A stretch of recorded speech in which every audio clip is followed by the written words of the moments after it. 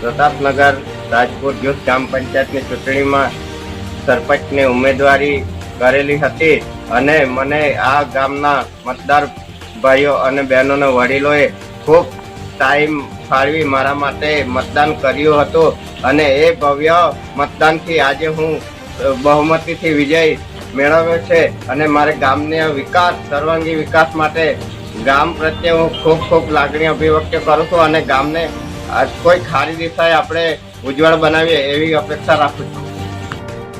પ્રવીણભાઈ કરશનભાઈ પટેલ, પ્રતાપનગર ગ્રામ પંચાયતનો સરપંચનો ઉમેદવાર.